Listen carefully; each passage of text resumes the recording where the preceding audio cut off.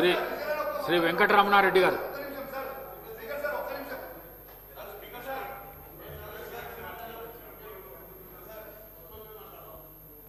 ధన్యవాదాలు అధ్యక్ష.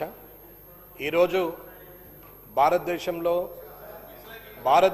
పుట్టినందుకు గర్వపడుతూ భారతదేశ పౌరుడిగా ఆధార్ కార్డు కానీ లేకపోతే ఓటర్ కార్డు కానీ ఇవి భారతదేశ పౌరుడిగా గుర్తించి ఇచ్చినటువంటి గుర్తింపు కార్డులు.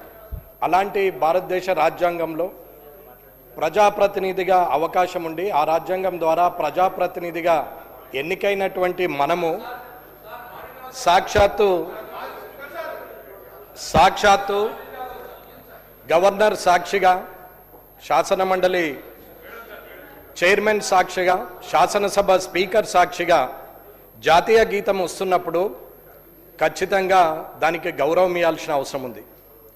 ఈ తెలంగాణలో పుట్టినందుకు జై తెలంగాణ అనొచ్చు, ఆంధ్రాలో పుడితే జై ఆంధ్ర అనొచ్చు, మహారాష్ట్రలో పుడితే జై మహారాష్ట్ర అనొచ్చు. ఈ దేశంలో పుట్టినందుకు జై భారత్ అని అనాల్సిన అవసరం ఉంటుంది. ఒకవేళ ఆ దేవుడు తీసుకెళ్లి పాకిస్తాన్లో వేస్తే అక్కడ నేను కూడా పాకిస్తాన్ జిందాబాద్ అని అనాల్సిన అవసరం ఉంది.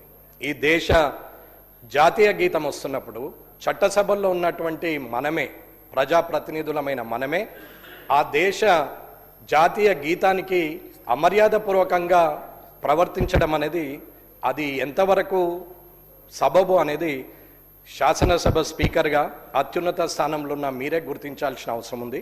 గవర్నర్ గారి సాక్షిగా జరిగినటువంటి ఇటువంటి విషయాన్ని ఖచ్చితంగా తిరిగి పునరావృతం కాకుండా చూసుకోవాలని కోరుకుంటూ ముగిస్తున్నాను. గౌరవ మంత్రి గారు. అధ్యక్ష, సోదరుడు చాలా విలువైనటువంటి విషయం చెప్పాడు. ఖచ్చితంగా ఈ విషయాన్ని నోట్ చేసుకొని దీని మీద ఖచ్చితంగా ఆలోచన చేసి దీనికి మరొకసారి పొరపాటు కానివ్వకుండా పొరపాటు చేసిన సందర్భాన్ని కూడా గుర్తించి నోట్ చేసుకొని ముందుకు మాజీ హుస్సేన్.